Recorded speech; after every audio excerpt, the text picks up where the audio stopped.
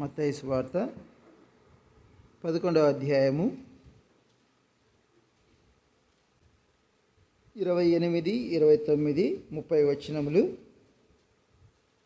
మార్చి చదువుకుందాం. మత్తయి సువార్త 11వ అధ్యాయము 28, 29, 30 వచనములు మార్చి చదువుకుందాం. ప్రయాసపడి భారము మోసుకొంచున్న సమస్త జనులారా, నా యొద్దకు రండి, నేను మీకు విశ్రాంతిని కలగజేతును.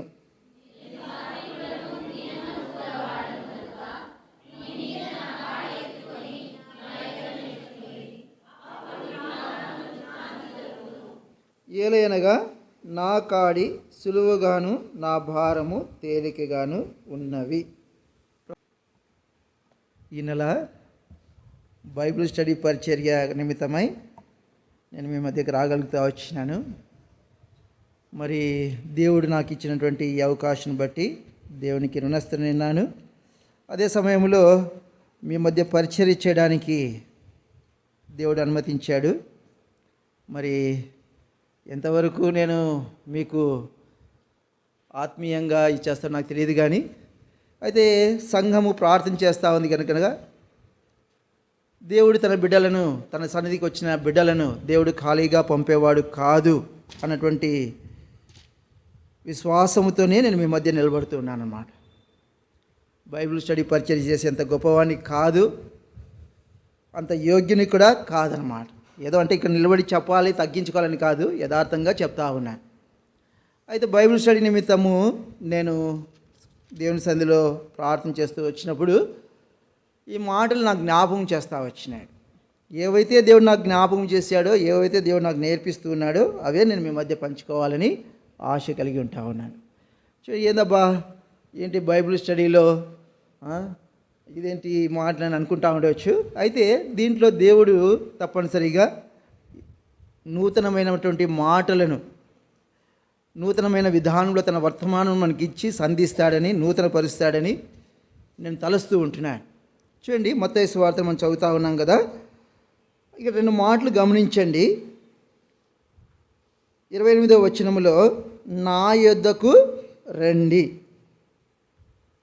29వ వచనములో నా యొద్ద నేర్చుకొనండి. ప్రభు ఏమంటా ఉన్నాడంటే నా యొద్దకు రండి, నా యొద్ద నేర్చుకొనండి.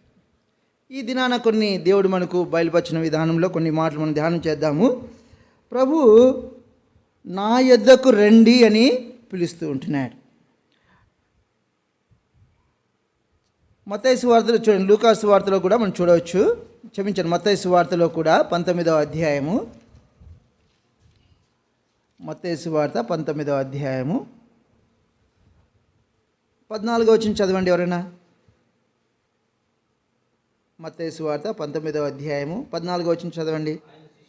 ఆయన శిష్యులు తీసుకొని వచ్చిన వారిని గద్దింపగా యేసు చిన్న పిల్లలను ఆటంకపరచక వారిని నా యొద్దకు, చిన్న పిల్లలను కూడా ఏమంటున్నాడు ప్రభు, నా యొద్దకు రాని. చిన్నపిల్లలే మీరేం అవసరం లేదు, మీరు ఇప్పుడే రావాల్సిన అవసరం లేదు అన్నాడు ప్రభు. మీరు ఇప్పుడే కాదులే, మీరు ఇంకా యవ్వన జీవితంలో, లేకపోతే పెద్దలైన తర్వాత మీరు నా యొద్దకు రండి అన్నాడా ప్రభు. చిన్నపిల్లలను కూడా ఏమంటున్నాడు ప్రభు, నా యొద్దకు రానాడు. ఎవరినంట చిన్న పిల్లలను కూడా నా యొద్దకు. అంటే మనం మత్తయి సువార్తలో చూస్తూ ఉన్నాము, సమస్త జనులారా అని చెప్పట్లో చిన్నపిల్లలు కూడా ఉన్నారన్నమాట. తలంపేంటంటే ప్రభు అక్కడ అంటా ఉన్నాడు కదా, సమస్త జనులారా అని పిలుస్తూ ఉన్నాడు. సమస్త జనులను పిలుస్తూ ఉన్నాడు, వారిలో చిన్నపిల్లలు కూడా ఉన్నారు. లూకా మన మత్తయి సువార్తలో చూస్తూ ఉన్నట్లయితే చిన్నపిల్లలను నా యొద్దకు రానీయుడి. కాబట్టి చిన్నపిల్లలు కూడా ప్రభు యొద్దకు రావాలన్నమాట. ఎందుకు రావాలి అంటే ప్రభు అంటా ఉన్నాడు, నా యొద్దకు వచ్చినట్లయితే ఏం చేస్తాను, నేను మీకు విశ్రాంతిని ఇస్తాను. ఏమిస్తా అంటే ప్రభు వారిని విశ్రాంతి. దేని నుంచి విశ్రాంతి? మానవుడు పాపభారముతో ఉంటా ఉన్నాడు, పాపముతో ఉంటా ఉన్నాడు. పాపంలోనే మన దావీదు అంటాడు కదా, పాపంలోనే నేను పుట్టినవాడను అంటా ఉన్నాడు. అంటే మనిషి పాపంలోనే జన్మిస్తూ ఉన్నాడు. పాపం వలన వచ్చే జీతము మరణం. మరణమే కాదు, అది ఏంటంట రెండవది కూడా ఉంది. అది ఏంటి? బహు భయంకరమైనది. ఏంటంట? నిత్య నరకం. ఈ మరణం అయితే అందరూ మనం చూస్తూ ఉండొచ్చు, అందరికీ మరణం వస్తుంది కదా అని, నేను కూడా చనిపోతాను కదా అని. అయితే ఈ మరణం కాదు. ఏ మరణం అది? రెండవ మరణం. ఆ రెండవ మరణం ఎలాంటిది? నిత్య నరకం. కాబట్టి ఆ నిత్య నరకము నుంచి తప్పించబడాలి అంటే ఎక్కడికి రావాలి? యేసు నొద్దకు రావాలి. కాబట్టి యేసు ప్రభు యొద్దకు వచ్చినట్లయితే అన్ని పాపాలు క్షమిస్తాడు. అంత మాత్రమే కాదు, ఆ రెండో మరణం నుంచి నువ్వు తప్పించబడతావు. పాపంలోనే మరణిస్తే ఏముంది?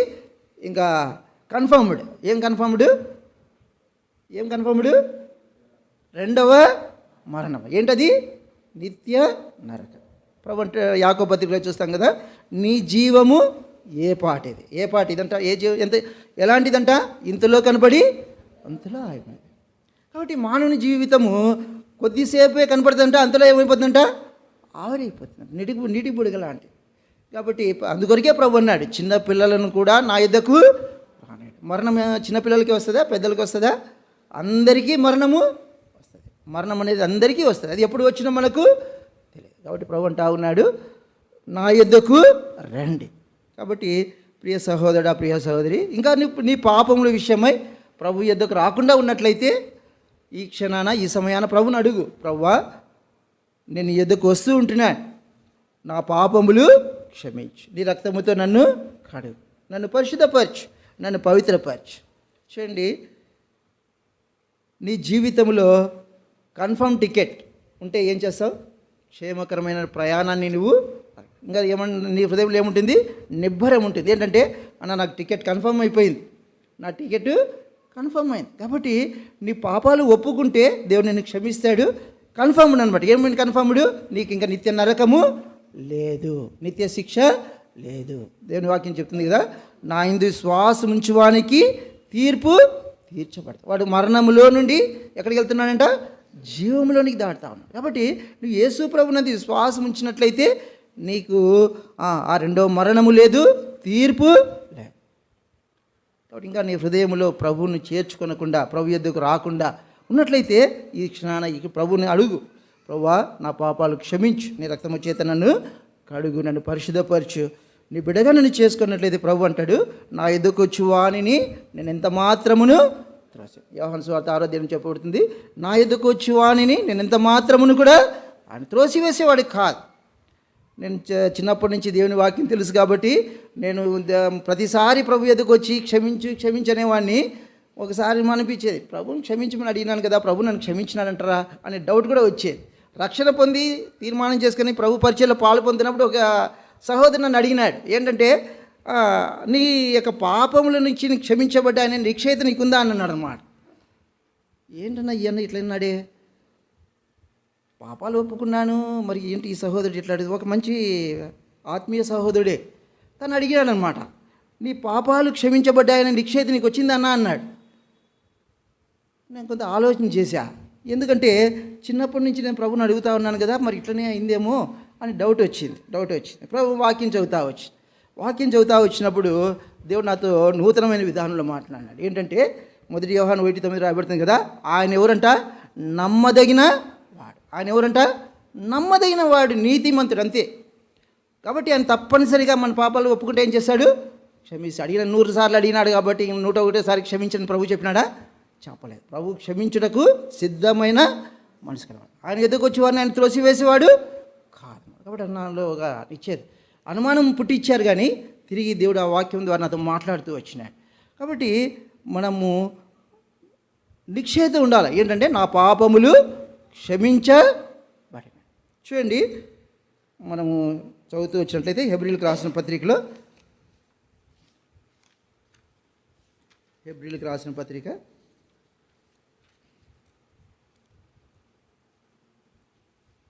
10వ అధ్యాయము, హెబ్రీయులకు రాసిన పత్రిక 10వ అధ్యాయము 22వ వచనం, 21, 22 వచనం అందరం చదువుదామా? హెబ్రీయులకు రాసిన పత్రిక 10వ అధ్యాయము 21వ వచనము, 22వ వచనం అందరం చదువుదామా? దేవుని ఇంటి పైన మనకు గొప్ప యాజకుడున్నాడు గనుకను మనస్సాక్షికి కల్మషము తోచకుండానట్లు ప్రోక్షింపబడిన హృదయములు గలవారమును నిర్మలమైన ఉదకముతో స్నానం చేసిన శరీరము గలవారునై ఉండి విశ్వాస విషయములో సంపూర్ణ నిక్షేత కలిగి యథార్థమైన హృదయముతో మనము దేవుని సన్నిధానమునకు చేరు. అక్కడ రాయబడుతుంది ఏంటంట సంపూర్ణమైన నిక్షేత కలిగి ఉండాలన్నమాట. ఏం కలిగి ఉండాలంట మనము? నిక్షేత. ఏం నిక్షేత? దేవుడు నా పాపములు క్షమించినాడు. ఎప్పుడు క్షమిస్తాడు? ఒప్పుకుంటే క్షమిస్తాడు. కాబట్టి ప్రభు నమ్మదగినవాడు. మనం ఒప్పుకున్నప్పుడు తప్పనిసరిగా ఆయన క్షమించుటకు సిద్ధమైన మనసు గలవాడు. కాబట్టి ప్రభు అంటా ఉన్నాడు, నా యొద్దకు రండి, నేను మీకేమిస్తాను? విశ్రాంతిని. అన్నగా పాప క్షమాపణ ఇస్తాడు, హృదయంలో నెమ్మది ఇస్తాడు. ఇంకా ప్రభు అంటాడు కదా, నూతన హృదయము నూతన స్వభావమును నేను మీకు ఇస్తాను. రెండో మాటకి తలంపులు చూస్తూ వచ్చినట్లయితే చూడండి, యెషయా గ్రంథము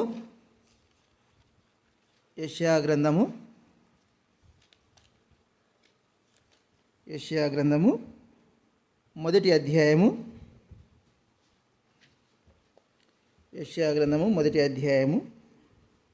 18వ వచనం చదువుదాం. యెషయా గ్రంథము మొదటి అధ్యాయము 18వ వచనం చదువుదామా? యెహోవా ఈ మాట సెలవిచ్చుచున్నాడు, రండి మన వివాదము తీర్చుకుందాము.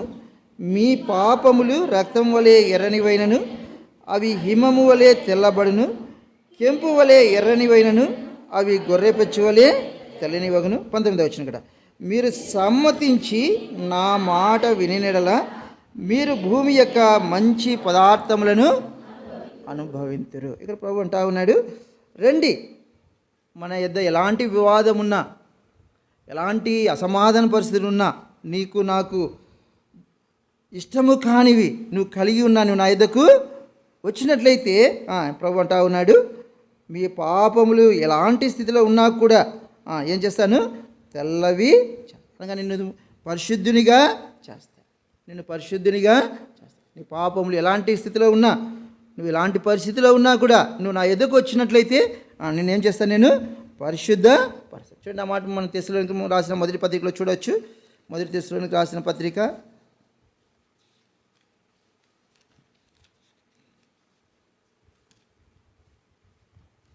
4వ అధ్యాయము 7వ వచనం చదవండి. పరిశుద్ధులగుటకి దేవుడు మనలను పిలిచెను కానీ అపవిత్రులుగా ఉండుటకు. దేవుడు దేని కొరకు పిలుస్తున్నాడంట? పరిశుద్ధపరచుడే అని. అనగా మానవుడు అపవిత్రుడిగా ఉన్నాడు, అపరిశుద్ధంగా ఉన్నాడు కనుక దేవుడు నిన్ను దేని కొరకు పిలుస్తున్నాడంట? పరిశుద్ధపరచు. నా చిన్నప్పుడు మా ఊరికి వెళ్తే మా అవ్వ నన్ను స్నానం చేయిస్తాను రారా అని పిలిచేదనమాట. స్నానం చేస్తాను రారా అంటే నేను స్నానం చేసేవాడినంటే ఊర్లో కదా, విలేజ్లో కాబట్టి చిన్నపిల్లోడిని బాగా విలేజ్లో మట్టిలో ఆడుకొని మా అవ్వ ఎంతో బలవంతం చేసేది. అయితే నేను ఇష్టపడేవాడిని కాదు. లాస్ట్కి మా అవ్వ 2 దెబ్బలు వేసి కొట్టి పిలుచుకొచ్చి స్నానము అంటే మనిషి యొక్క తత్వం ఎలాంటిది అంటే అపవిత్రంగా ఉండడానికే ఇష్టపడతాడు. ఇతరులకు చూస్తూ ఉంటే నేను ఎంతో మురికిగా కనిపిస్తూ ఉన్నాను. అయితే నాకేమనిపిస్తూ ఉంది? పర్లేదులే, స్నానం చేసుకోకపోయినా పర్లేదులే అని అనిపిస్తుంది. కాబట్టి దేవుడు మనల్ని చూస్తూ ఉన్నాడు. మనలో ఏముంది? అపవిత్రత ఉంది. మనుషుడు గ్రహించలేకపోతా ఉన్నాడు. నేను అపవిత్రుణ్ణి, అపరిశుద్ధంగా ఉన్నాను, పాపముతో ఉన్నాను. దేవుడు నన్ను చూస్తూ ఉన్నాడు. నాలో అపవిత్రత ఉంది అని మానవుడు ఏం చేయలేకపోతా ఉన్నాడు? గ్రహించుకోలేకపోతా ఉన్నాడు, తెలుసుకోలేకపోతా ఉన్నాడు. ఒకవేళ అపవిత్రత ఉన్నప్పటికీ కూడా దాని విషయంలో పట్టింపు లేని వాడిగా ఉన్నాడు, నిర్లక్ష్యము చేస్తాం. కాబట్టి ప్రభు అంటా ఉన్నాడు, పరిశుద్ధ పరచుటకు ప్రభు మనల్ని ఏం చేస్తూ ఉన్నాడు? పిలుస్తున్నాడు. కాబట్టి ప్రియ సహోదరి, దేవుడు నిన్ను ఎందుకు పిలుస్తూ ఉన్నాడు? నిన్ను పరిశుద్ధ పరచడం. అపవిత్రంగా ఉండడానికి దేవునికి ఇష్టము లేదు. నువ్వు అపవిత్రతతో ఉండడానికి దేవునికి ఇష్టము లేదు. స్నానం చేయిస్తామనేది ఎవరు చెప్పేది? బంధువులు చెప్తారా మనకి? మన తల్లిదండ్రులు చెప్తారు. మన తల్లిదండ్రులు మనకి ఏం చేస్తారు? వాళ్ళకి తెలుసు నా బిడ్డ ఎట్లా ఉండాలా, నీట్గా ఉండాలా, శుభ్రంగా ఉండాలా అనేది ఎవరు కోరుకుంటారు? తల్లిదండ్రులు. కాబట్టి యేసు ప్రభు కూడా మనల్ని కోరుకుంటా ఉన్నాడు. ఎందుకంటే ఆయన సృష్టికర్త అయినటువంటి దేవుడు. ఆయన మనల్ని సృజించినాడు. ఆయన పరిశుద్ధుడు కాబట్టి మనం అపవిత్రంగా ఉండటం దేవునికి ఇష్టము లేదు, అపరిశుద్ధంగా ఉండడం దేవునికి ఇష్టము లేదు. ఆయన పరిశుద్ధుడు కాబట్టి నన్ను మనలను పరిశుద్ధపరచడానికి యేసు ప్రభు వారు చూడండి, హెబ్రీయులకు రాసిన పత్రిక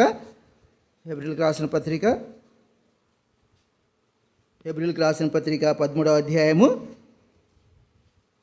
12వ వచనం. హెబ్రీయులకు రాసిన పత్రిక 13వ అధ్యాయము 12వ వచనం చదువుదామా?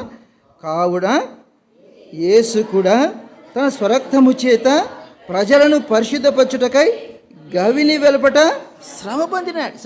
చూడు, నన్ను పరిశుద్ధపరచడానికి, మనల్ని పరిశుద్ధంగా పరచడానికి, మనల్ని పరిశుద్ధులుగా చేయడానికి ప్రభు ఏం చేశాడు? ఆ సిలువలో శ్రమ పొందినాడు. గవిని వెలుపట శ్రమను అనగా యేసు ప్రభు వారు ఆ సిలువలో మరణిస్తూ వచ్చినాడు. ఎలాంటి మరణం అది? కొరడా దెబ్బలు తింటా వచ్చినాడు, దూషింపబడతా వచ్చినాడు, అవమానం పొందుతూ వచ్చినాడు, తృణీకరింపబడతా వచ్చినాడు, తన వీపంతా చారులుగా చేపడు. అంత శ్రమను పొందినాడు. ఎందుకు? నిన్ను పరిశుద్ధపరచడానికి. నిన్ను పరిశుద్ధపరచాలనేదే దేవుని యొక్క ఉద్దేశం. దేవుని యొక్క చిత్తం ఏంటంటే నిన్ను పరిశుద్ధపరచాలి, నిన్ను పవిత్రపరచాలి, నిన్ను పరిశుద్ధునిగా చేయాలి. కాబట్టి దేవుని యొక్క ఉద్దేశం చూడండి. ఆ మాట చదువుదాము. 1 తెస్సలోనికీయులకు రాసిన పత్రికలోనే కనిపిస్తుంది. 1 తెస్సలోనికీయులకు రాసిన పత్రిక 4వ అధ్యాయము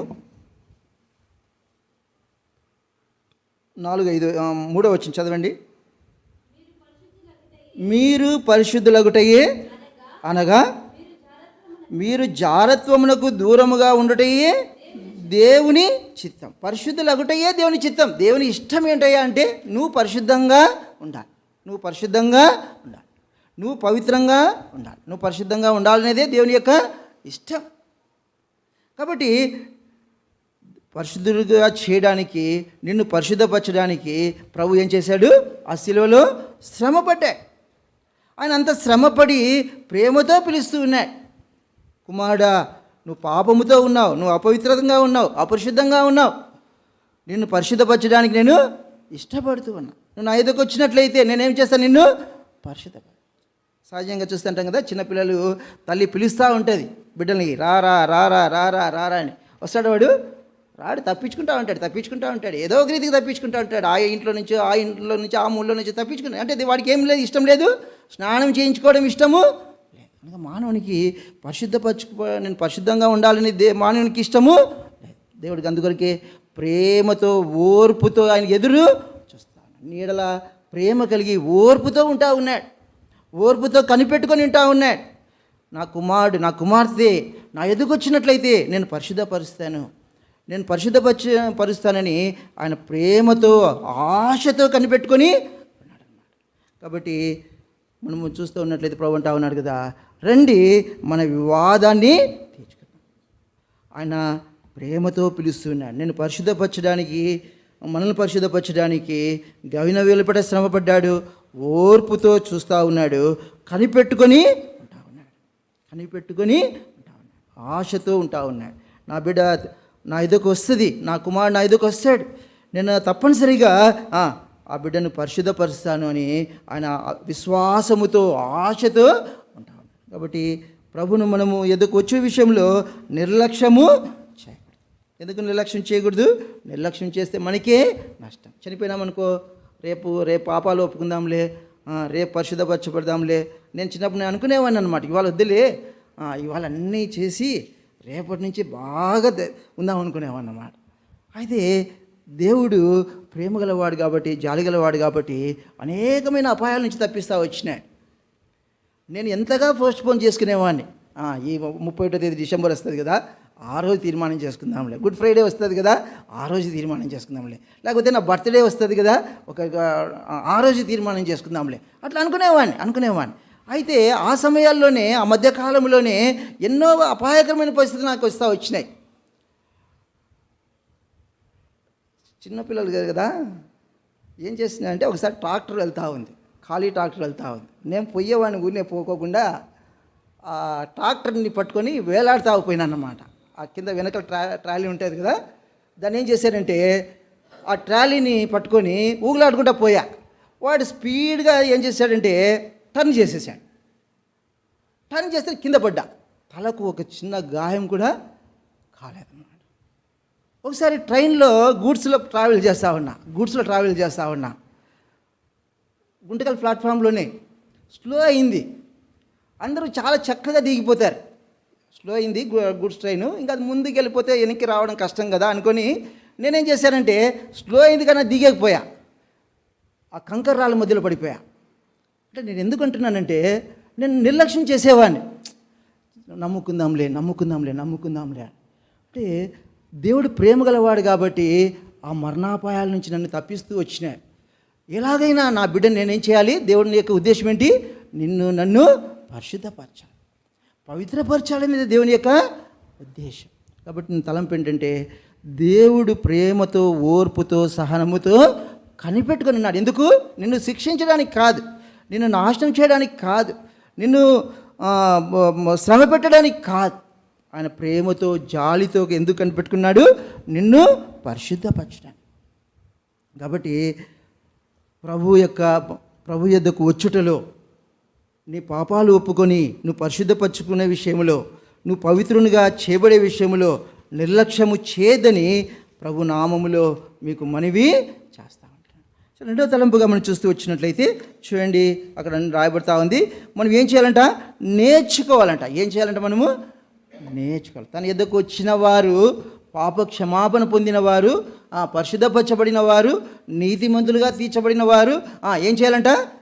నేర్చుకోవాలంట. ప్రభు అంటా ఉన్నాడు కదా, నా ఎదుగు వచ్చినట్లయితే నేను మీకేమి ఇస్తాను? విశ్రాంతిని ఇస్తాను అని. అక్కడికి సరిపోయిందా? రెండో విషయంలో చెప్తా ఉన్నాడు, నా యొద్ద మీరేం చేయాలి? నేర్చుకోవాలి. ప్రభు యొద్ద మనం ఏం చేయాలి? నేర్చుకోవాలి. చూడండి, మొదటి రాజుల గ్రంథము 2వ రాజుల గ్రంథం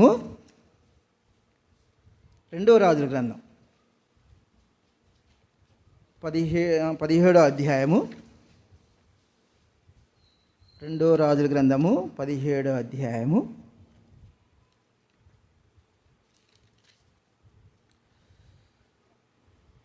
24-25 వచనాలు చదవండి.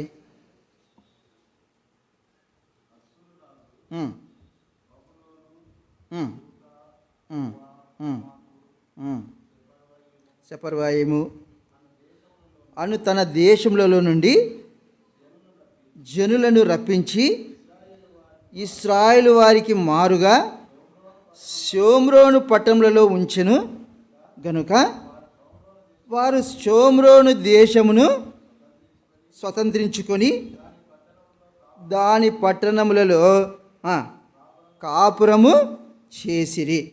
25 అయితే వారు కాపురముండని ఆరంభించినప్పుడు యెహోవా యందు భయభక్తులు లేనివారు గనుక యెహోవా వారి మధ్యకు సింహములను పంపెను, అవి వారిలో కొందరిని చంపాను.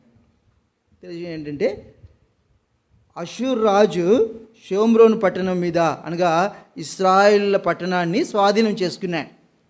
ఇశ్రాయేల్ పట్టణాన్ని స్వాధీనం చేసుకొని ఇశ్రాయేల్ అందరినీ ఏం చేశాడు? బబులోని దేశానికి చెరగా తీసుకుపోయాడు. ఇంకా ఆ పట్టణాలన్నీ అనగా ఇశ్రాయేల్ నివాసం చేసిన ఆ పట్టణాలన్నీ ఖాళీగా ఉన్నాయి. అక్కడ ఏం చేశాడంట?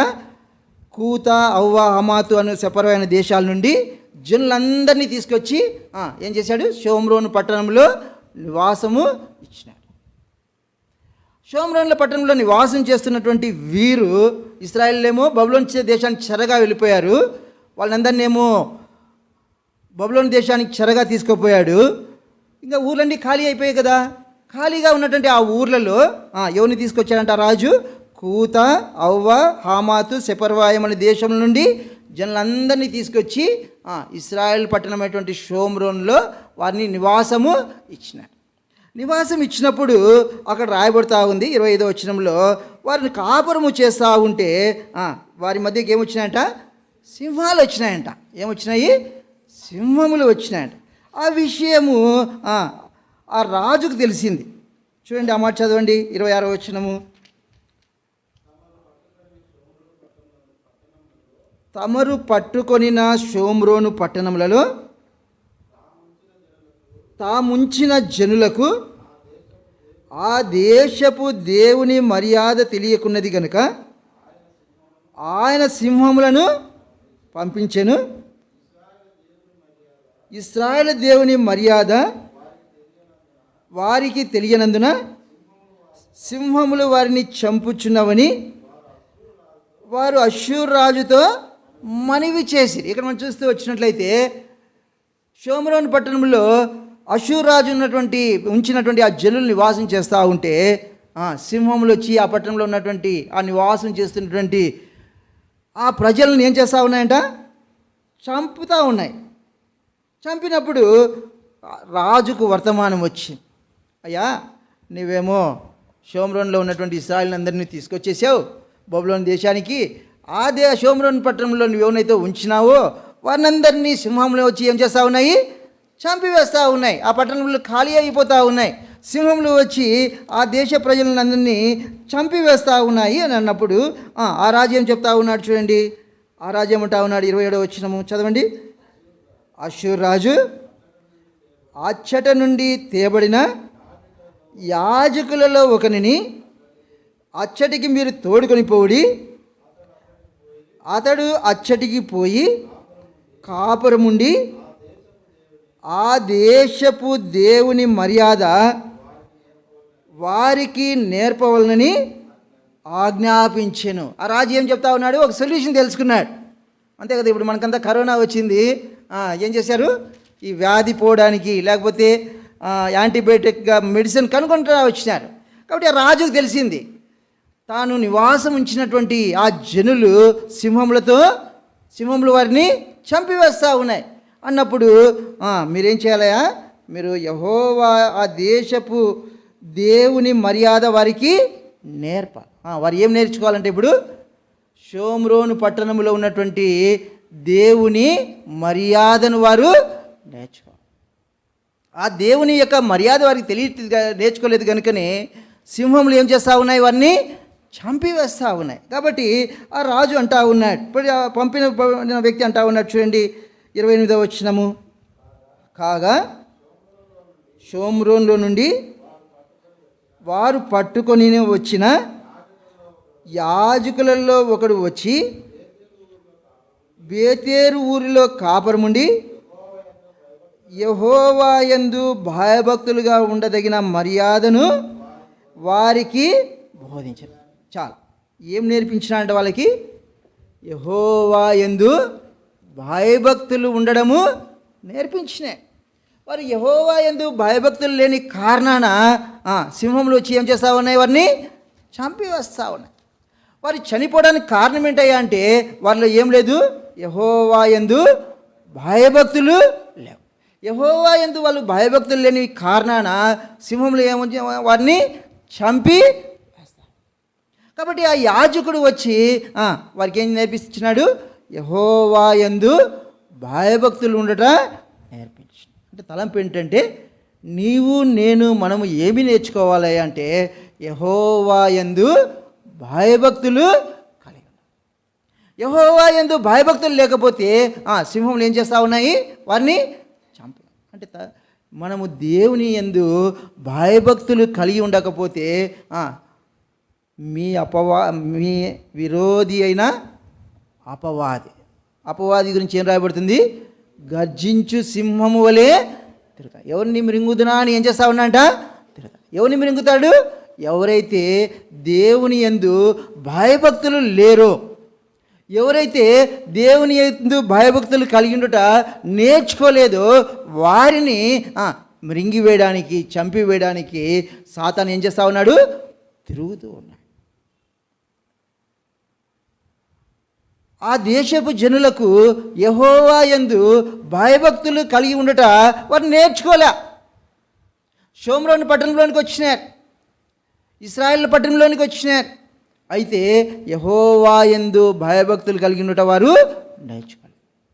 మనం దేవుని యొద్దకు వచ్చినాము, దేవుని మందిరంలో ఉంటా ఉన్నాము, దేవునితో సహవాసం చేస్తూ ఉన్నాము. మనం ఏం నేర్చుకోవాలి అంటే యెహోవా యందు భయభక్తులు కలిగి ఉండట నేర్చుకోవాలి. ఆ జనులు కూత అవ్వ అనేటువంటి ఆ దేశపు జనులు షోమ్రోను పట్టణానికి వచ్చినారు. అయితే వారు దేవుని యందు భయభక్తులు కలిగి ఉండుట నేర్చుకోలేదన్నమాట. వారు ఇష్టానుసారంగా ఉంటా వచ్చినారు, వారు ఇష్టానుసారంగా ప్రవర్తిస్తూ వచ్చినారు. తద్వారా సింహములు వారిని చంపుతూ వచ్చినాయి.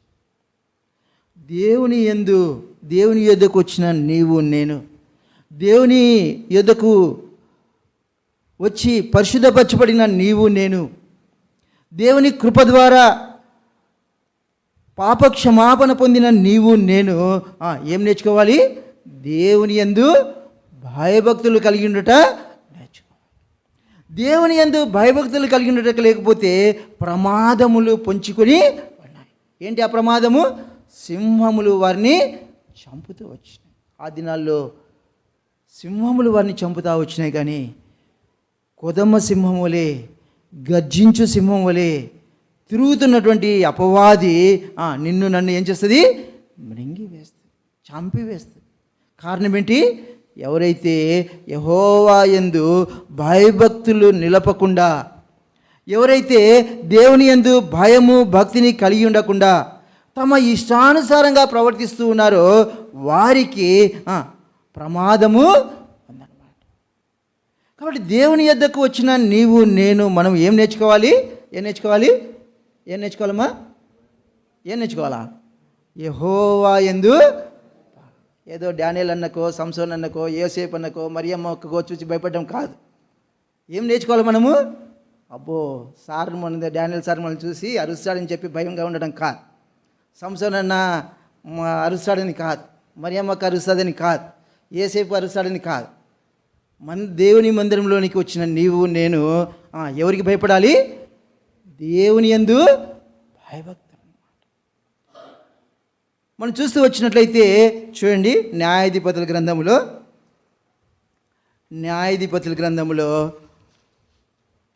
ప్రతి వాడు ఎట్లా ప్రవర్తించినాడంట? తన ఇష్టానుసారముగా ప్రవర్తించుచు వచ్చి. చూడమాట, చదవండి. న్యాయాధిపతుల గ్రంథము 21వ అధ్యాయము, న్యాయాధిపతుల గ్రంథము 21వ అధ్యాయము 25వ వచనం చదవండి. ఆ దినములలో ఇశ్రాయేలుకు రాజు లేడు, ప్రతివాడును తన ఇష్టానుసారంగా ప్రవర్తిస్తూ ఉన్నారంట. ఎట్లా ప్రవర్తిస్తూ ఉన్నారంట? తన ఇష్టానుసారం. దేవుని యొద్దకు వచ్చిన నీవు నేను మన ఇష్టానుసారంగా ప్రవర్తించడానికి వీలు లేదన్నమాట.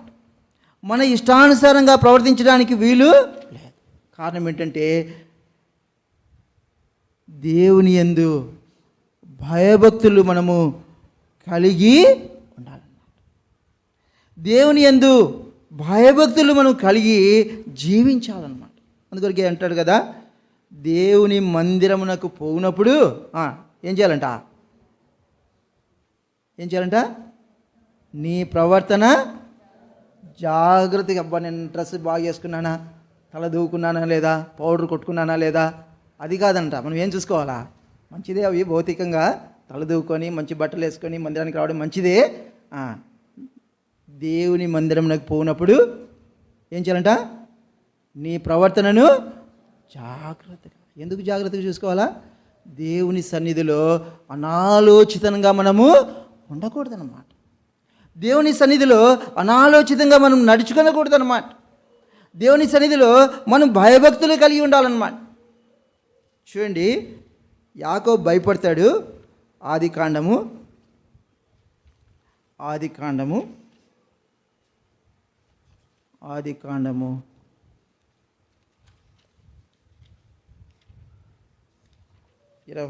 32వ అధ్యాయము 28వ అధ్యాయం 28వ అధ్యాయం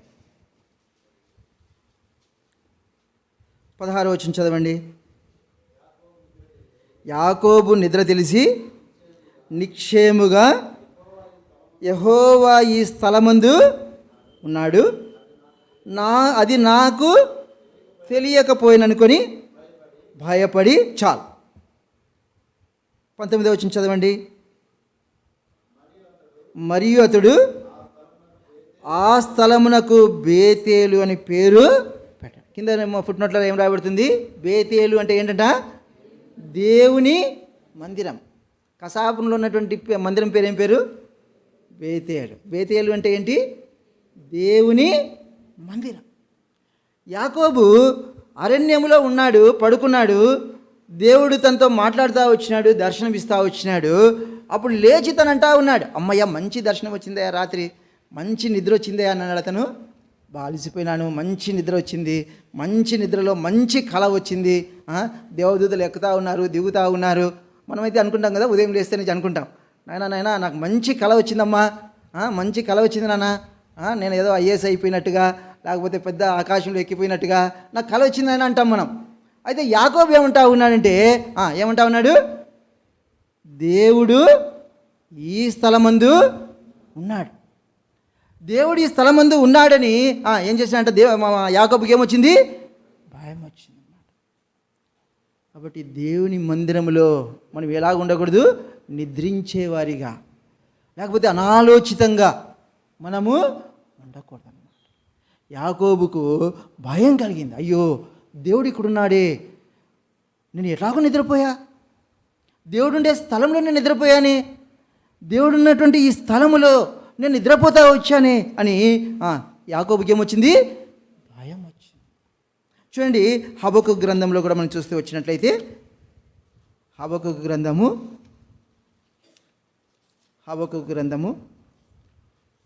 2వ అధ్యాయం అనుకుంటాను.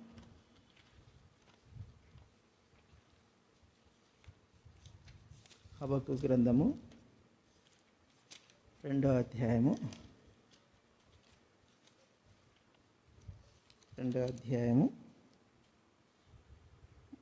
3వ అధ్యాయం. యోబు గ్రంథము 3వ అధ్యాయము 2వ వచ్చి చదవండి. Page number 771. నిన్ను గూర్చిన వార్త విని నేను భయపడుచున్నాను. చాలు. దేవుని గూర్చిన వార్త విని ఏమొచ్చింది? హబక్కుకి ఏమొచ్చింది? భయం. దేవుని మాటలు తనకు వస్తూ ఉంటే, దేవుని మాటలు తనకు వినపడతా ఉంటే తనలో ఏం కలుగుతూ ఉంది? భయం. తనంటా ఉన్నాడు, యెహోవా నిన్ను గూర్చిన వార్త విని నాకేం కలుగుతూ ఉంది? భయం. అందుకొరకు ద్వితీయోపదేశ నిర్గమకాండంలో అనుకుంటాను, ప్రభువు దిగి వచ్చినప్పుడు ఆ ప్రజలంతా ఏం చేశారంటే, ఇశ్రాయేల్ అంతా భయపడ్డారంట. ఉరుములతో మెరుపులతో ప్రభువు అగ్నిమయమై దిగి వస్తూ ఉంటే ఆ జనులు ఎంత ఏం చేశారు? భయపడ్డారు. అయ్యా మేము ఆ శబ్దాలను, ఆ స్వరాన్ని మేము విని భయపడతా ఉన్నాము, నీవే వెళ్ళి ప్రభువు నీకేం చెప్తే అది నువ్వు తెలుసుకొని రా, నువ్వు మాకు చెప్పు, మేము ఆ మాటకి ఏమవుతాము? విధేయులమవుతామని చెప్తా వచ్చిన. కాబట్టి దేవుడిని యొక్క మాటలు వింటూ ఉండగా హబక్కుకి ఏం కలిగిందమ్మా? భయం. చూడండి, కీర్తన గ్రంథము 119వ అధ్యాయము, కీర్తన గ్రంథము 119వ అధ్యాయము 38వ వచ్చి,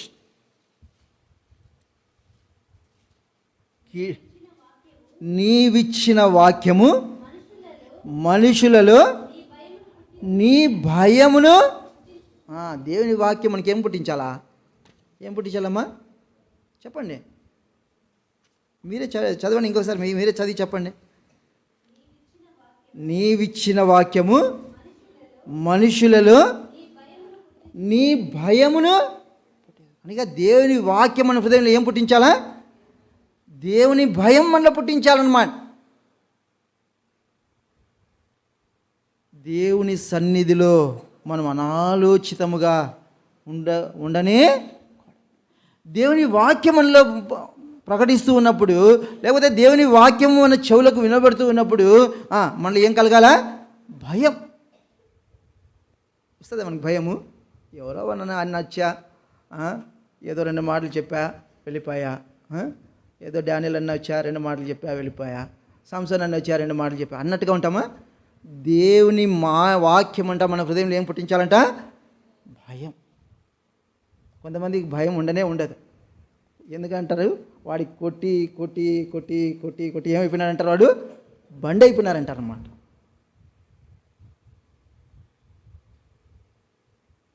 కొట్టి కొట్టి ఏమైపోయినాడంటే వాడు బండ.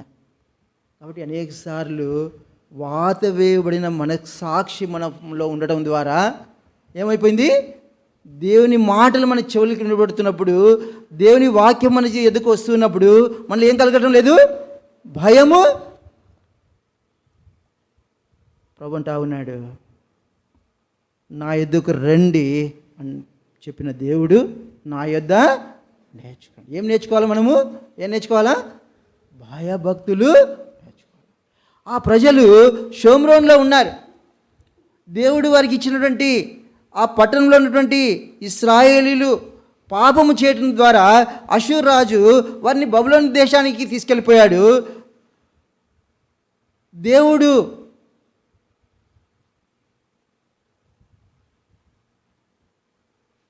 దేవుని యందు వారు భయభక్తులు లేని కారణాన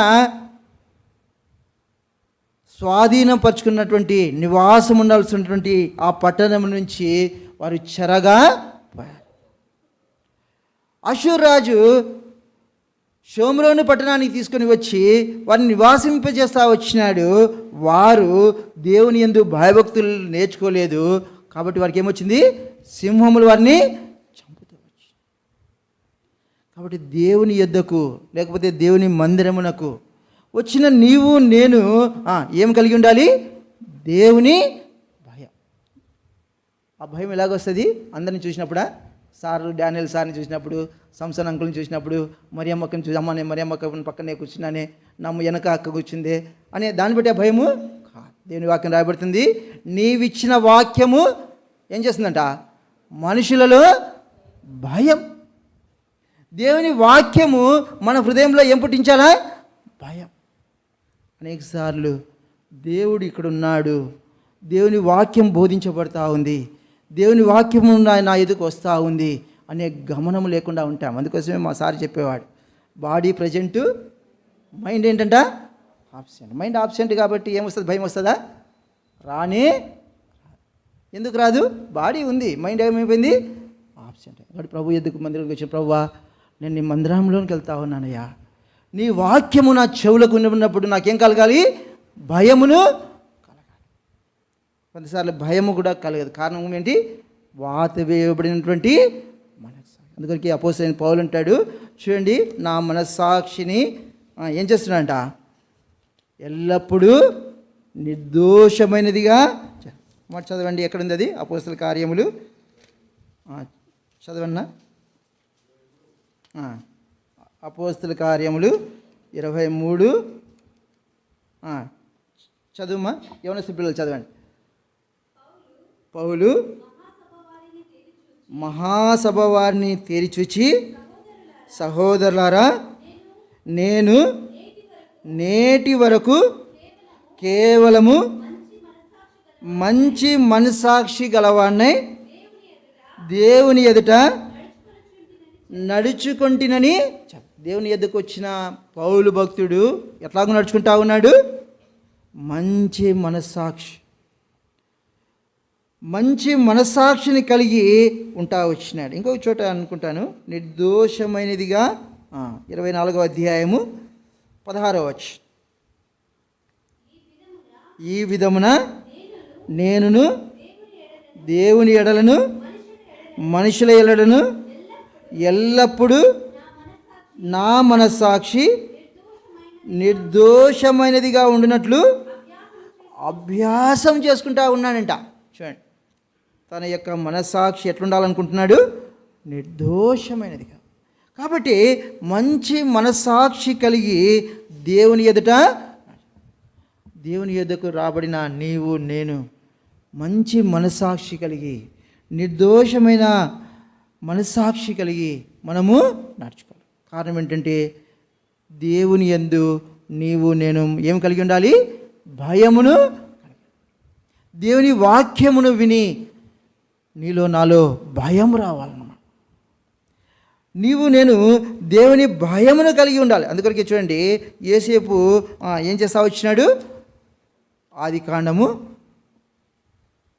ఆదికాండము తెలిసిన విషయమే, యూత్ మీటింగ్స్లో కూడా చెప్పింటారు చాలాసార్లు. తాను పారిపోతా వచ్చినాడు తనంటా ఉన్నాడు దేవుని ఎదుట. ఆదికాండము 39వ అధ్యాయము 9వ వచనం.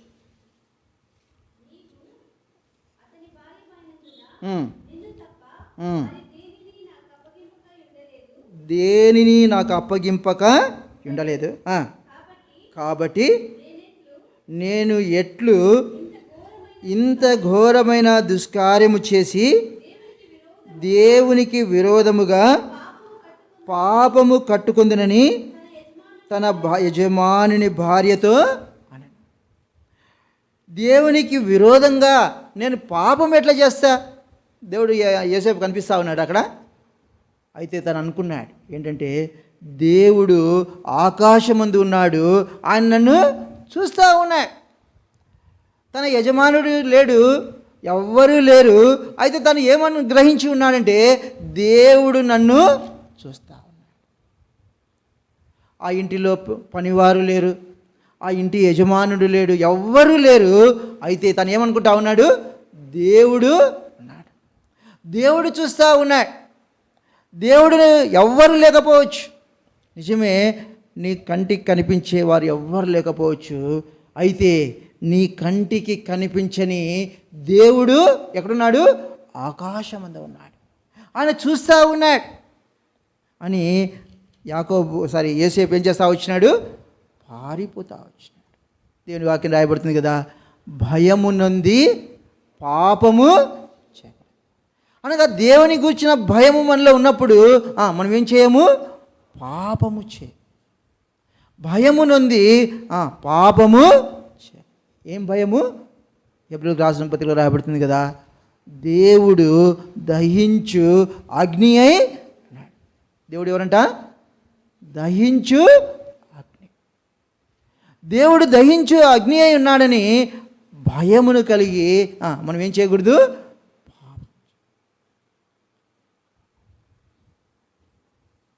చదువుకుంటున్న దినాల్లో ఎక్కువ నేను భయపడిన టీచర్ ఎవరయ్యా అంటే మా మ్యాథ్స్ టీచర్ అన్నమాట. ఎక్కువ భయపడిన టీచర్. ఎందుకంటే ఆయన హోంవర్క్ ఇచ్చేవాడు, హోంవర్క్ చేసుకొని పోతేనే మర్యాద. హోంవర్క్ చేసుకోకుండా పోతే ఆడపిల్లలనే భేదం లేదు, మగపిల్లలనే భేదము లేదు. హోంవర్క్ చేసుకోకపోతే ఆడపిల్లలతో కూడా కొట్టిస్తాడు, ముక్కు చెంపులతో కొట్టిస్తాడు. ఇప్పుడు అట్లా లేవులే, టీచర్లు కొట్టకూడదు కూడా. అప్పుడు డస్టర్ ఉంటుంది కదా, డస్టర్ ఇసిరితే తగులుతుంది అనమాట, ఆయనకి ఏమీ ఉండదు. కర్రతో కొడితే వాచిపోతాయి అన్నమాట చేతులు అవన్నీ. అంటే చాలా భయం ఉండేది ఆ సార్ అంటే. ఎవరి మాట వినకపోయినా ఆ టీచర్ చెప్పేటువంటి మ్యాథ్స్ చేసుకొని పోయేవాడు. ఎందుకు? భయం. ఎందుకు? భయం. మా హిందీ సార్ అంటే భయమే లేదు.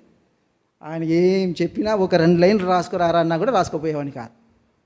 2 లైన్లే రాసుకురారా అన్నా కూడా 2 లైన్లు రాసుకోపోయాను. ఎందుకంటే ఆ టీచర్ కొట్టాడు. మ్యాథ్స్ సార్ అంటే రాకపోయినా నిద్ర వస్తూ ఉన్నా కూడా చేసేవాడిని. ఎందుకంటున్నానంటే ఆ మాట, భయం అనేది ఏం చేస్తుంది? తప్పు చేయను. నేను లెక్క చేసుకోకుండా పోతే రేపు మా సార్ కొడతాడు, ఆడపిల్లలతో కొట్టిస్తాడు అని భయం. అంటే దేవుని వాక్యం చెప్తుంది, భయమునంది మనం ఏం చేయకూడదంట? యోసేపు పారిపోతా వచ్చినాడు. ఈ పెద్ద ఇల్లు, ఎవ్వరు లేరు, పనివారు లేరు, ఎవ్వరు లేరు. అయితే తను ఏం చూస్తూ ఉన్నాడు? దేవుడు నన్ను చూస్తూ ఉన్నాడు, దేవుడు నన్ను పరీక్షిస్తూ ఉన్నాడు, దేవుని కనుదృష్టి నా మీద ఉంది, దేవుడు నన్ను చూస్తూ ఉన్నాడు అనేటువంటి గమనమును తను కలిగి ఉన్నాడు. కనుకనే పాపము చేయకుండా ఏం చేస్తా వచ్చినాడు? తాను పారిపోతాడు. కాబట్టి దేవుని వాక్యం చెప్తుంది, దేవుని యొద్దకు వచ్చిన నీవు నేను మనం ఏం నేర్చుకోవాలంట? దేవుని యందు భయభక్తులు నేర్చుకోవాలి. దేవుని యందు భయభక్తులు లేకపోతే ప్రమాదము పొంచి ఉంది. సాతాను ఎవరిని మృంగుదునా అని గర్జించు సింహములే. దేవుని యందు భయము లేకపోతే, దేవుని యందు భయభక్తులు లేకపోతే ప్రమాదము. చూడండి కీర్తన గ్రంథము 37వ అధ్యాయం.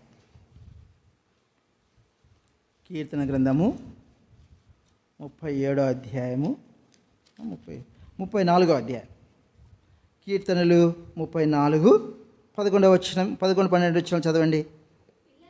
పిల్లలారా మీరు వచ్చి నా మాట వినుడి, యెహోవా యందలి భయభక్తులు మీకు నేర్పేదను. ఏం నేర్పిస్తాడంట?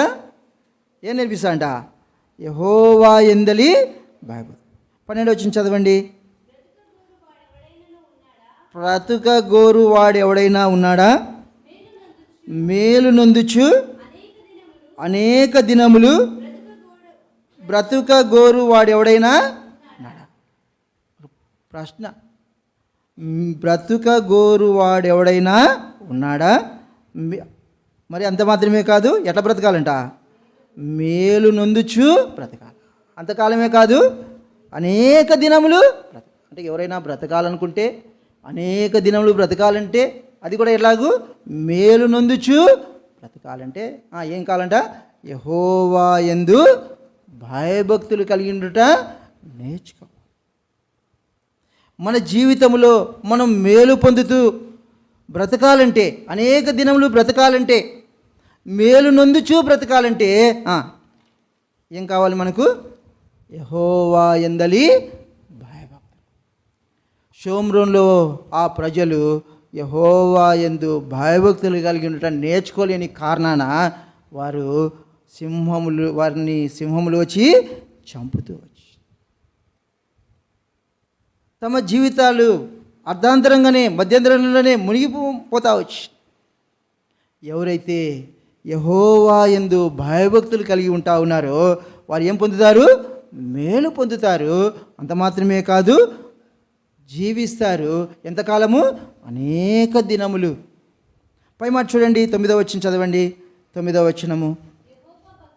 యెహోవా భక్తులారా ఆయన యందు యెహోవా భక్తులారా, అక్కడ ఏముంది? ఆయన యందు భయభక్తులు ఉంచండి. భక్తి ఉంటేనే సరిపోదు, ఏముండాలా? భయం ఉండాలి. భయం ఉంటేనే సరిపోదు, ఏముండాలా? భక్తి ఉండాలి. చాలామంది ఏమంటారు? భక్తితో ఉంటారు, భక్తి అయితే దేవుని గుర్చిన భయం, దేవుని వాక్యం అంటే భయం లేకపోవడం, దేవుడి స్థలం ముందు ఉన్నాడనే భయం గమనం లేకపోవడం, దేవుడు చూస్తున్నాడనే భయం లేకపోవడం, దేవుడు నన్ను చూస్తూ ఉన్నాడు, దేవుడు నన్ను చూస్తున్నాడు కనుక నా ఇష్టానుసారంగా నేను ఉండకూడదు అనే గమనం లేకపోవడం. కనుకనే అక్కడ రాయబడతా ఉంది, యెహోవా భక్తులారా ఆయన యందు ఏముంచాలంట? భయభక్తులు ఉంచండి. ఆయన యందు భయభక్తులు ఉంచువానికి ఏమీయు కొదవ. భక్తి ఉంచితే, భక్తి ఒకటే ఉంచితే ఏముంటుంది? కొదవ ఉంటుంది. భయభక్తులు ఉంచేవానికి ఏమీయు కొదువ. సింహపు పిల్లలైనా ఆకలిగా ఉంటాయంట, కానీ యెహోవా యందు భయభక్తులు ఉంచువానికి, లేకపోతే యెహోవాని యందు ఆశ్రయించువానికి అనేక దినములు మనము బ్రతకాలంటే, జీవించాలంటే యెహోవా యందు మనం ఏం కలిగి ఉండాలా? చూడండి, యాకోబు అంటా ఉన్నాడు ఫరోతో, నిర్గమాకాండము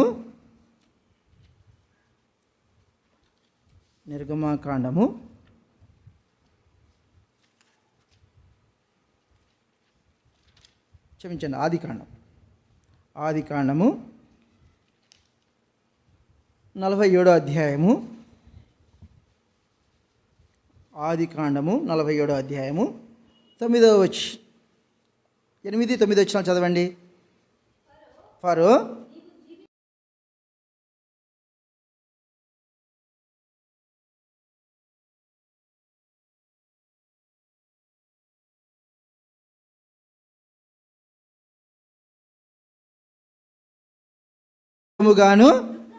దుఃఖ సహితముగాను తనకు జీవించిన సంవత్సరం ఎట్లున్నాయంట?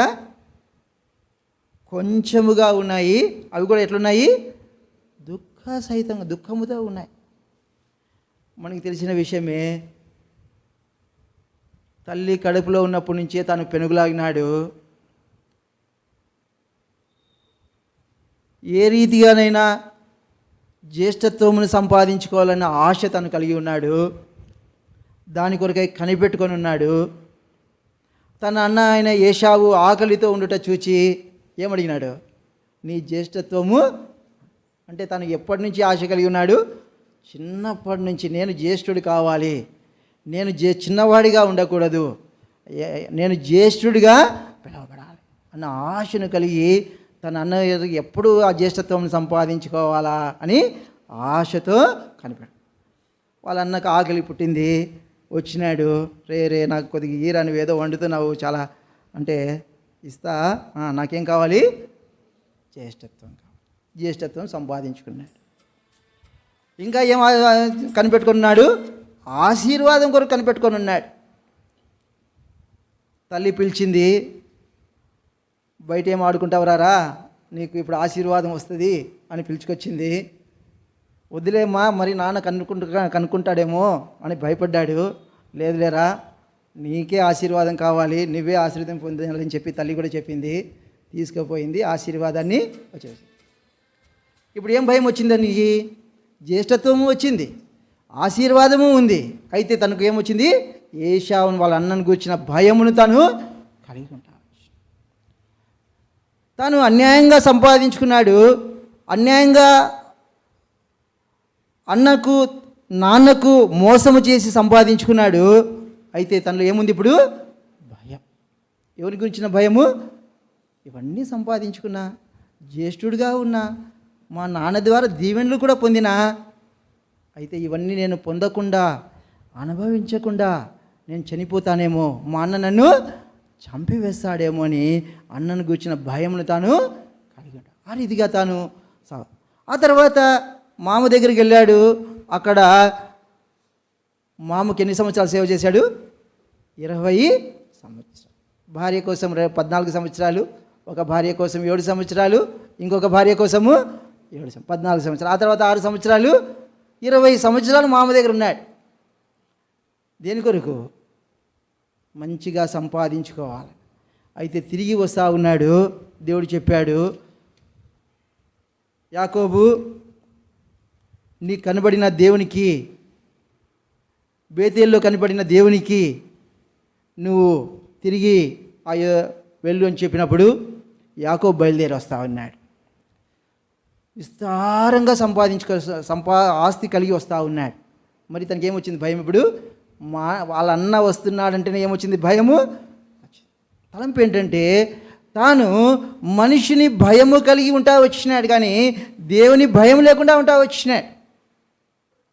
దేవుని భయం లేకుండా తాను ఉంటూ వచ్చినాడు. అయితే ఒక్కడే నిలబడిపోయి దేవుని ఇప్పుడు అడుగుతా ఉన్నాడు, నీవు నన్ను ఆశీర్వదిస్తే కానీ నేను నిన్ను. ఏమయ్యా యాకోబు, ఇంత విస్తారమైన ఆస్తి ఉంది కదా, మీ అన్న జ్యేష్ఠత్వం సంపాదించుకుంటేవి, మీ నాన్నకు మోసం చేసి దీవెనలు పొందితివి, మీ మామ దగ్గర కష్టం చేసి ఇంత సంపాదించుకొని వస్తుంటివి కదా, ఇంకేందయ్యా నేను నిన్ను ఆశీర్వదించేది అంటే దేవుడు యాకోబుతో చెప్పలేదు, కానీ అక్కడ రాయబడుతుంది. యాకోబు అంటా ఉన్నాడు, నీవు నన్ను ఆశీర్వదిస్తే కానీ నేను నిన్ను. అప్పుడు దేవుడు యాకోబుతో అడుగుతా వచ్చినాడు, నీ పేరు? అప్పుడు అంటా ఉన్నాడు యాకోబు. ఏమన్నాడు? ఏశావు, నేను జ్యేష్ఠుడిని అన్నాడా? వాళ్ళ నాన్నతో చెప్పాడు. ఏమన్నాడు? ఏశావు అన్నాడు. ఏశావు అన్నాడా? యాకోబు అన్నాడు. అంటే తన నిజమైన స్థితిని తాను దేవుని ఎదుట ఒప్పుకున్నప్పుడు దేవుడు యాకోబును ఆశీర్వదించాడు. తలంపు ఏంటంటే తాను ఈ లోకములో జ్యేష్ఠత్వాన్ని తండ్రికి మోసగించి, దీవెనను మామకు మోసగించి ఆస్తిని సంపాదించుకుంటూ వచ్చినాడు, కానీ తను మనిషిని భయమును కలిగి ఉంటా వచ్చినాడు. దేవుని భయం లేకుండా, దేవుని భయం లేని కారణాన తను మోసం చేస్తూ వచ్చినాడు. తండ్రికి మోసం చేశాడు, అన్నకు మోసం చేశాడు, మామకు కూడా. కాబట్టి మన జీవితంలో ఎవరి భయం మనం కలిగి ఉండాలా? దేవుని దేవుని గనుకనేత అంటా ఉన్నాడు, అయ్యా ఏం చెప్తావులేనా అవన్నీ ఫరో అడిగినాడు యాకోబుకు. యాకోబు నీ వయసు ఎంతయ్యా అంటే ఏం చెప్తావులేనాయనా, నా దినాలన్నీ ఎట్లున్నాయి, అవి దుఃఖముతో ఉన్నాయి. కాబట్టి ప్రియ సహోదరుడా, దేవుని భయం లేకుండా మనము మన ఇష్టం వచ్చినట్లుగా మనం జీవిస్తూ వచ్చినట్లయితే మన దినములన్నీ దుఃఖముతో ఉంటాయి. అవి కొంచెముతో, అందుకని యాకోబు అంటా వచ్చినాడు, అవి కొంచెముగా ఉన్నాయి, దుఃఖ సహితముతో ఉన్నాయి. కీర్తన గ్రంథంలో మనం చూస్తూ ఉన్నాం, ఎవడైతే దేవుని యందు భయభక్తులు కలిగి ఉంటా ఉన్నాడో వారు ఎట్లుంటారంట, మేలు నొందుచు అనేక దినములు జీవిస్తారు. ఆది కాండము ఆ మాట చదువుకొని ముగించుకుందాము. ఆది కాండము, దేవుని భయము కలిగిన వాడు ఏం చేయడు, మోసము చేయడు. దేవుని భయము కలిగిన వాడు దేవుని వాక్యమును విన్న వెంటనే భయపడేవాడిగా ఉంటా ఉన్నాయి. దేవుని భయము కలిగిన వాడు పాపము చేయకుండా పారిపోయేవాడిగా ఉంటా ఉన్నాడు. దేవుని భయం కలిగిన వాడు మోసము చేయకుండా జీవించేవాడిగా ఉంటా ఉన్నాడు. చివరిగా మాట చదువుకుందాం దేవుని భయం కలిగిన వాడిని గురించి. ఆది కాండము 22వ అధ్యాయం అనుకుంటా. ఆది కాండము 22వ అధ్యాయము ముగిస్తాను. ఆది కాండం 22వ అధ్యాయము 12వ చదవండి. అప్పుడు ఆయన, ఆ చిన్నవాని మీద చెయ్యి వేయకుము, అతన్నేమీ చేయకుము, నీకు ఒక్కడైన నీ కుమారు నాకీయ వెనుతీయలేదు గనుక నీవు దేవునికి భయపడువాడు అని ఇందువలన నాకు. దేవుడు అబ్రహాముతో అంటా ఉన్నాడు, అయ్యా నువ్వు ఎవడివి? ఎవరంట అబ్రహాము? ఎవరంట అబ్రహాము? దేవునికి భయపడేవాడు. దేవునికి భయపడేవాడు కనుకనే అబ్రహామా నేను చూపించే దేశానికి రమ్మంటే వెళ్తా వచ్చినాడు. దేవునికి భయపడేవాడు కనుకనే అబ్రహామా నీ భార్య అయిన శారాయి మాట వినమంటే ఏం చేస్తా ఉన్నాడు, వింటా వచ్చినాడు. దేవునికి భయపడేవాడు కనుకనే అబ్రహామా నువ్వు ప్రేమించు, నీకు ఒక్కడైనా ఒక కుమారుని ఏం చేయాలి, బలి అర్పించు అంటే ఏం చేస్తా వచ్చినాడు, లోబడుతూ వచ్చినాడు. తాను అనగా అబ్రహాము దేవునికి విధేయత చూపడము కారణం ఏంటి అంటే తాను ఎవరంట, దేవునికి భయపడేవాడు. దేవుని యొక్క భయము తనలో ఉంది కనుకనే దేవుడు ఏం చెప్తే అది చేస్తా. దేవుడు చెప్పినట్టుగా అబ్రహామా నేను చూపించే దేశానికి నువ్వు బయలుదేరిరా, నువ్వు నీ యొక్క బంధుజనాన్ని నువ్వు అందరినీ వదిలిపెట్టి నువ్వు బయలుదేరరా అంటే ఏం చేస్తా ఉన్నాడు, బయలుదేరి వెళ్ళాడు. అబ్రహామా నీ భార్య అయిన శారాయి మాట విను అని చెప్పినాడు. ఎక్కడ అది చెప్పండి, ఆది కాండము 21వ అధ్యాయము 12వ వచనం. శారా నీతో చెప్పు ప్రతి విషయములో ఆమె మాట విను. దేవుడు చెప్పినాడు. మనం కొన్నిసార్లు భార్య మాట వినకూడదు అనుకుంటాం. ఏం వినకూడదు, భార్య మాట నేను మొగోడిని, నేనేది నీ మాట వినేది అనుకుంటాం. అయితే దేవుడు చెప్పినాడు ఏమని, నువ్వు నీ భార్య అయినా శారాయి చెప్పే మాటలు నువ్వేం చేయాలా అంటే అన్నీ కాదు, అక్కడ దేవుడు చెప్పాడు, అబ్రహాముతో చెప్పినాడు.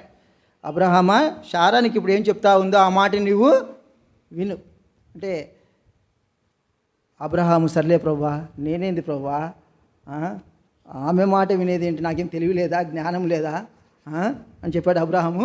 చెప్పాల, దేవుడే చెప్పాడు. ఇప్పుడు శారానికి ఏమైతే చెప్తా ఉందో ఆ మాటకి నువ్వేం చేయాలా, విను. సర్లే ప్రభువా అన్నాడు. మనం కొన్నిసార్లు ఆయనేది నాకు చెప్పేది, నేను 40 ఏళ్ళ విశ్వాసిని, నేను 30 ఏళ్ళ విశ్వాసిని, వాడు పుట్టక ముందు నుంచి నేను విశ్వాసిని, వాడి మాట నేనేంది అని మనం అనుకుంటాం. అబ్రహాం ఏం చేశాడు, భార్య అయిన శారాయి మాట విన్నాడు. మగవాడు భార్య మాట వినాలంటే చాలా కష్టం. నేను మగవాడినాను కాబట్టి చెప్తాను, తప్పుగా అనుకోవద్దండి. కొన్ని సందర్భాల్లో మనం తీసుకోం. అబ్రహాముతో ఆ సందర్భంలో చెప్తా ఉన్నాడు, అబ్రహామా, ఈ సందర్భంలో నీ భార్య అయిన శారై చెప్పే మాట నువ్వు విన్నాడు. కారణం ఏంటంటే అబ్రహాంలో ఏముంది? దేవుడు నాకు ఇది చెప్పినా, వారి మాట వినమన్నాడు, వింటా, అది చేయమన్నాడు, చేస్తా. ఎందుకు చేస్తున్నాడు? తనలో ఏముంది? దేవుని భయం. అబ్రహామా, నీ కుమారుని నువ్వు బలిగా అర్పించు. సరే ప్రభువా. కారణం ఏంటంటే దేవుని భయమును తనలో. దేవుని భయం ఏం చూపిస్తుంది? పెద్దోళ్ళ మాట వినమన్నా వినాల్సిందే, చిన్నోళ్ళు చెప్పినా. ఎందుకు? దేవుని భయము. దేవుని భయం కలిగిన వారు ఏం చేస్తూ ఉన్నారు? దేవుని మాటకు. దేవుని భయం కలిగిన వారు ఏమి చేయమంటే, దేవుడు ఏమి చేయమంటే దాన్ని చేస్తారు. బంధువుని వదిలిపెట్టమంటే వదిలిపెడతాడు, నువ్వు ఉన్న స్థలాన్ని వదిలిపెట్టమంటే వదిలిపెడతాడు, నువ్వు అది చేయమంటే అది చేయమంటే, నువ్వు బలి ఇవ్వమంటే బలి ఇస్తాడు. కారణం ఏంటి అంటే తనలో ఏముంది? దేవుని భయం ఉందన్నమాట. కాబట్టి దేవుని భయము కలిగిన వాడు దేవునికి అన్ని విషయములలో విధేయతను చెప్తాడు. కాబట్టి దేవుడు అబ్రహాముతో అన్నాడు, అబ్రహామా, నీవు దేవునికి భయపడు. మన విషయంలో దేవుడు అంటా ఉన్నాడా? ముగించుకుందాము. ప్రసాదు, నువ్వు దేవునికి భయపడవాడు. లేకపోతే మీ పేర్లే పెట్టుకొని ఈ సమయంలో మీ పేర్లతోనే దేవుడు మిమ్మల్ని పిలిచినట్టుగా అనుకోండి. నీవు నాకు భయపడు, నీలో నా యందలి భయము ఉందా? నా భయము నీలో ఉందా? హబక్కుకు దేవుని గురించిన వార్త వెంటనే, దేవుని గురించిన మాట విన్నంటనే భయపడుతూ వచ్చినాయి. దేవుని వాక్యం చదువుతున్నప్పుడు నీలో నాలో ఏం కలగాలి? భయం కలగాలి. పరీక్షించుకుందాం. ప్రభువా, నీ వాక్యం చదువుతా ఉన్నా, నీ వాక్యం వింటా ఉన్నా, నిన్ను గురించిన మాటలు నా వెనుకలు వస్తూ ఉన్నాయి, అయితే నాలో భయం ఉండటం లేదు. పౌలు భక్తుడు అంటా ఉన్నాడు, దేవుని ఎదుట తన మనస్సాక్షిని నిర్దోషమైనదిగా ఉంచుకొని నడుచుకుంటా. ఎందుకు? దేవుడు నన్ను చూస్తూ ఉన్నాడు. రెండోది గమని చూస్తూ వచ్చినట్లయితే యోసేపు పారిపోతూ వచ్చినాడు. కారణం ఏంటి? దేవుడు నన్ను చూస్తూ ఉన్నాడు. అబ్రహాము అన్ని విషయాల్లో దేవుడు చెప్పినట్లుగా నడుచుకుంటున్నాడు. కారణం ఏంటి? దేవుని భయమును తాను. దేవుడు అబ్రహాం గురించి సాక్ష్యం ఇస్తుంది. యోసేపు కూడా అంటాడు కదా, నేను దేవునికి భయపడవాలి. కాబట్టి ఈ సమయంలో అబ్రహాము గురించి దేవుడు సాక్ష్యం ఇస్తా వచ్చినాడు. అబ్రహాము దేవుని భయమును కలిగి నడుచుకుంటూ వచ్చినాడు.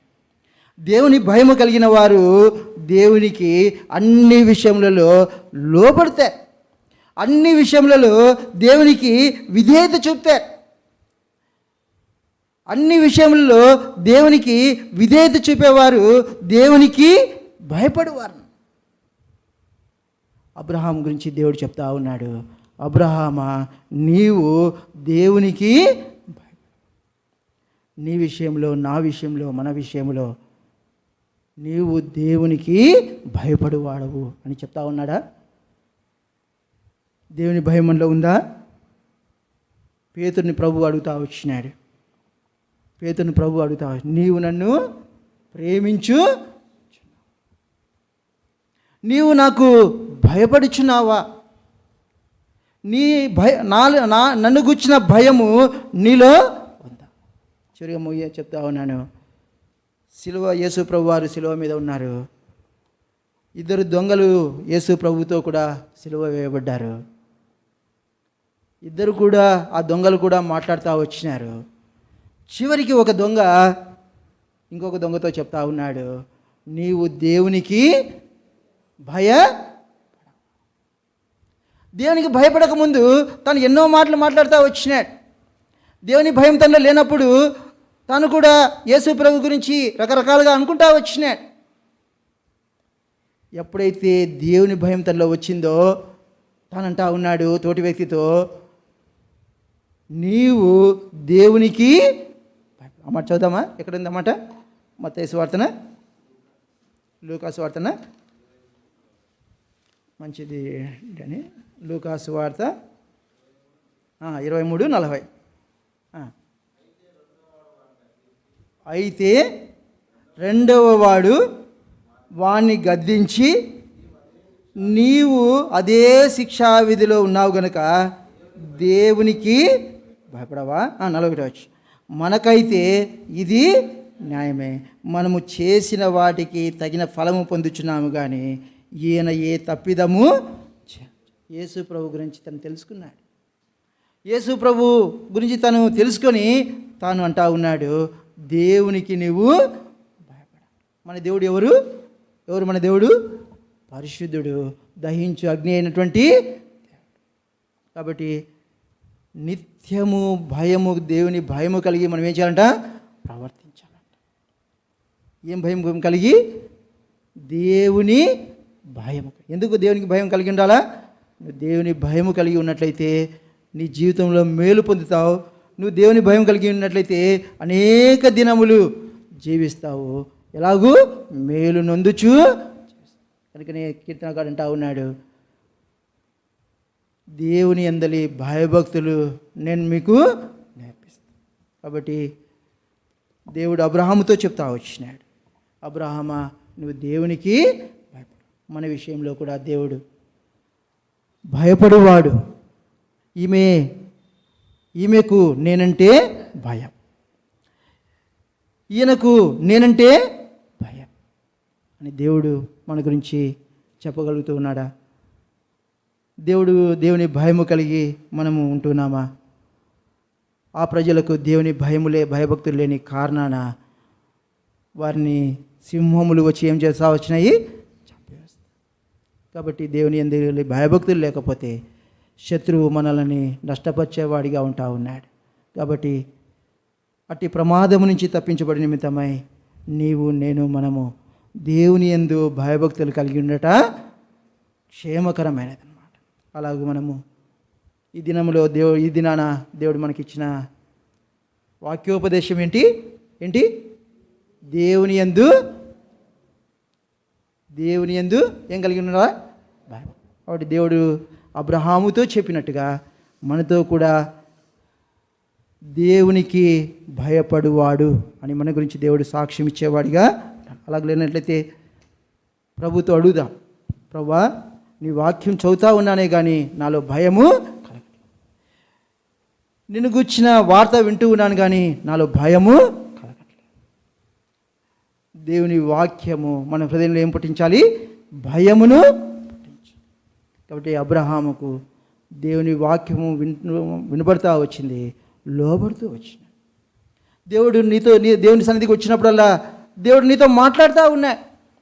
దేవుడు నీతో చెప్తా ఉన్నాడు, నువ్వు ఈ పని చేయి, నువ్వు ఈ పని చేయవద్దు, నువ్వు ఇలాగ నడుచుకోవద్దు, నువ్వు ఈ ప్రకారంగా జీవించు, ఈ ప్రకారంగా చేయొద్దు అని దేవుడు మనతో మాట్లాడుతూ ఉన్నాడు. అబ్రహాము లోబడినట్టుగా మనం లోబడుతూ ఉన్నామా? అబ్రహాము వెంటనే విధేయత చూపినట్లుగా మనము విధేయత చూపుతా ఉన్నామా? అలాగ లేకపోతే దేవుని భయము లేని వారం. అబ్రహాము దేవుని భయము కలిగి ఉన్నాడు కనుకనే వెంటనే లోబడుతూ వచ్చినాడు. కనుకనే ప్రభువుని అడుగుతూ వద్దాం, భయభక్తులు మనము కలిగి నడుచుకుందాం. దేవుడు మనకు అలాగూ సహాయం చేయాలి.